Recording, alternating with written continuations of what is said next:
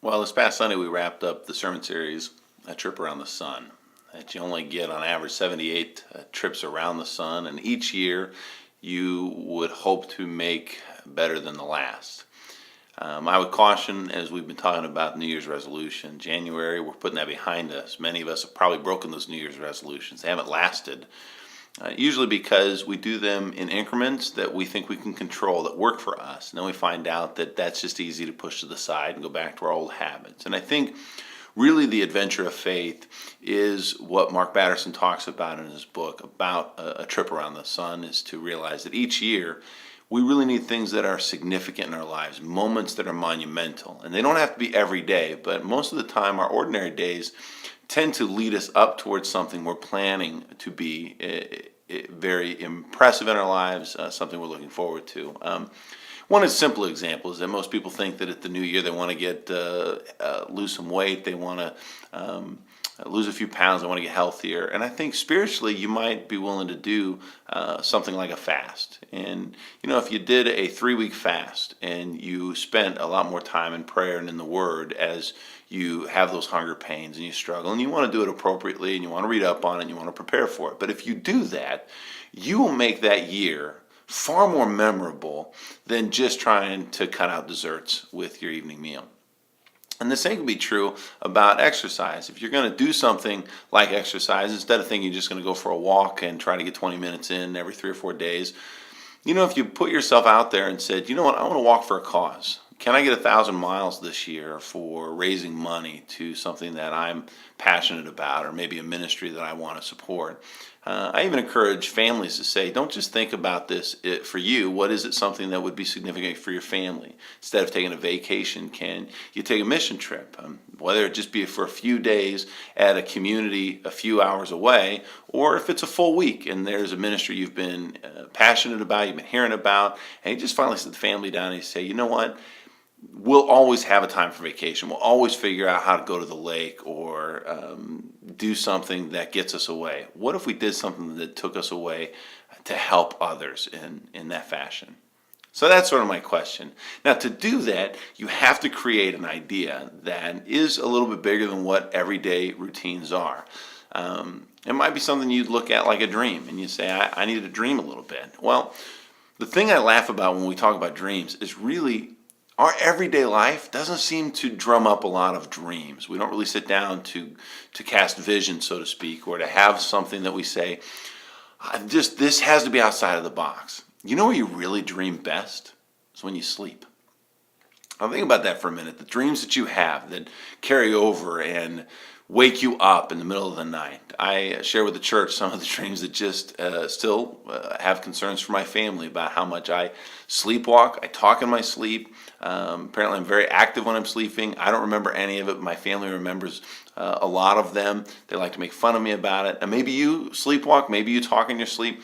But you get to that 4th stage of sleep and you get to those REMs, and all of a sudden there are things that are happening, and you remember, swimming with your arms and it took you to flight and you were out in the universe somewhere, or you could just imagine yourself in different places, and all of a sudden there you were. You were on the top of Mount Rushmore. Who knew? You meet famous people, you meet different people, and you wake up and you say, none of that's possible. And yet, when your body's at rest, you can imagine the impossible. Now, this is a little bit of a twist, but I want you to follow me for a second. When Shakespeare wrote Hamlet, there's a great soliloquy in there that talks about death, to be or not to be. In fact, it goes on, and in the middle of it, it says, to die, to sleep, perchance to dream. Oh, may it give us pause. It means that this life is ultimately going to end in death. And the ancients, true to every generation, Shakespeare as well, has wondered, what is life after death? What does it mean to die? It was often believed that it was to rest. And often today we might conjure up that finality of death, and we say this is an end. In the Christian faith, we believe that it projects us into a new beginning, something unimaginable. And the thing that I encourage our church this past Sunday is to say, if you're really going to dream big, if you're really going to put yourself out there and you're going to step out of that boat, then you're really going to have to allow yourself to die. You're going to have to meet Jesus at a place where he can speak to you in such a way that you have nothing to lose and everything to gain. The reason that's so powerful for us to imagine is that in order to really dream, we have to put ourselves in that most vulnerable state, whether it be the night that we sleep. In fact, to be fair, a sleepless night, you can't sleep because you're still attached to something that happened, something that you're afraid of, something that you can't let go. But to truly rest is to truly release yourself to a state of peace. As Christians, we know that sleep is going to ultimately in death give us new life. What Paul said, to live is Christ and to die is gain. That death happens all the time in our life. There's a shadow of death in so many things that we do. And when we open ourselves up to it, not to a place that we are creating our own martyrdom where we can feel sorry for ourselves because life is hard, and we are this self-fulfilling prophecy where we create madness in our lives just so we can feel sorry for ourselves and say, look how hopeless it is. We're talking about something that says, no, I want to surrender because I want to let God speak to me in that surrender, that I am helpless and vulnerable, and I'm going to meet him in his presence and let him do something wonderful with me.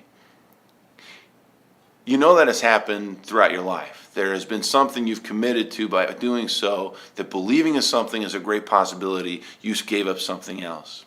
When people choose, when a husband and wife want to have kids, they choose that having that child is the death of their individuality, of their independence.